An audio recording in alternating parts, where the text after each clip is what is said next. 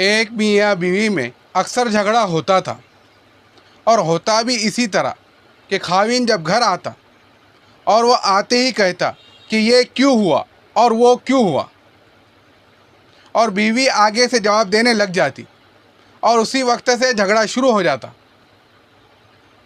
چنانچہ بیوی کسی اللہ والے کے پاس گئی، جی گھر میں جھگڑا بہت ہوتا ہے، کوئی تعویذ دے۔ انہوں نے پانی دم کر کے دے دیا۔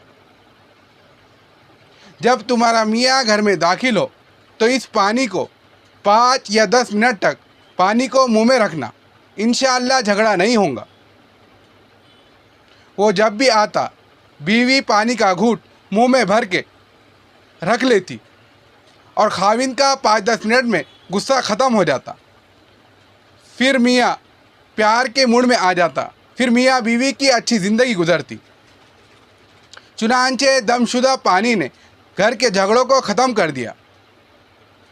شکوے شکایتیں لوگوں کے سامنے یا میاں کے سامنے کرنے کی بجائے اللہ تعالیٰ کے سامنے کہنے کی عادت ڈالے۔ مطلب یہ ہے کہ جب عبادت کرنے کا موقع ملے تو دعا لمبی کرنے کی عادت ڈالے۔ دل کا جو غم اور بھڑاس ہے وہ فون پر سہیلیوں کو بتانے کی بجائے یا میاں کو بتانے کی بجائے اپنے رب کے سامنے کھولے۔ جب آپ اپنے دل کے غم اور دکھ اپنے رب کو بتانا شروع کریں گی تو آپ کا پروردگار آپ کے دل کے غموں کو دور فرما دے گا۔ اس سے آپ کو دعا کی لذت بھی نصیب ہو جائیں گی، آپ کے دل کو تسلی بھی مل جائیں گی، اور پھر آپ کو تکلیف کے اوپر صبر بھی نصیب ہوگا، اور آپ کے دل میں یہ بات ہوگی، اللہ تعالیٰ مجھے جس حال میں رکھیں گا میں اپنے رب سے راضی ہوں۔ اللہ تعالیٰ جس حال میں رکھے اس حال میں اللہ تعالیٰ کا شکر ادا کرتی رہے۔ خاوند کے قرابت داروں سے اچھا سلوک رکھے،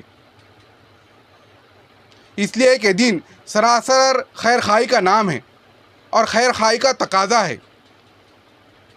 خاوند کے ماں باپ بہنیں جو بھی ہے ان کے ساتھ آپ شرعی اعتبار سے پیار کا تعلق رکھیں تاکہ اس وجہ سے درمیان میں کوئی جھگڑے پیدا نہ ہو۔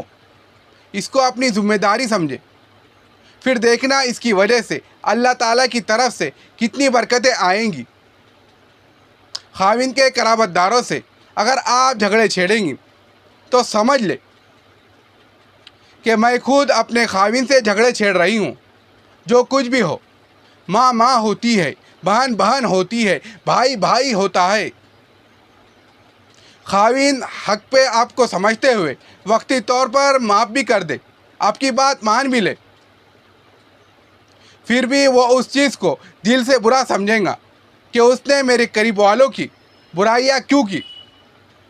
تو ایک اصول بنا لے کہ خاوند کے قرابت داروں سے ہمیشہ اچھا سلوک رکھے، اس لیے کہ خاوند کے قریبی ہے۔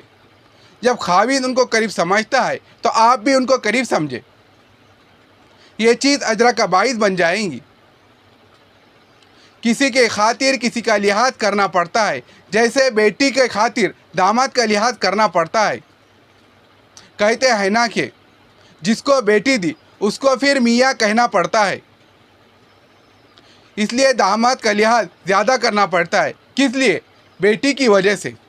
داماد کا لفظ ایسا ہے کہ اسے سیدھا پڑھے تو بھی داماد اور اسے الٹا پڑھے تو بھی داماد، یعنی اس کو رائٹ سے پڑھنا شروع کرے تو بھی داماد بنتا ہے، اور اگر لیفٹ سے پڑھنا شروع کرے تب بھی وہ داماد بنتا ہے۔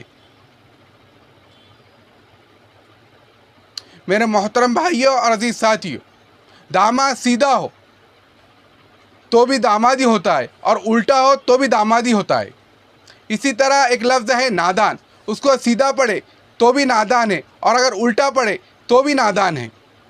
داماد اور نادان ایک ہی جیسے ہوتے ہیں، لہذا انسان بیٹی کی وجہ سے کتنے غلطیاں اس کی برداشت کر جاتا ہے۔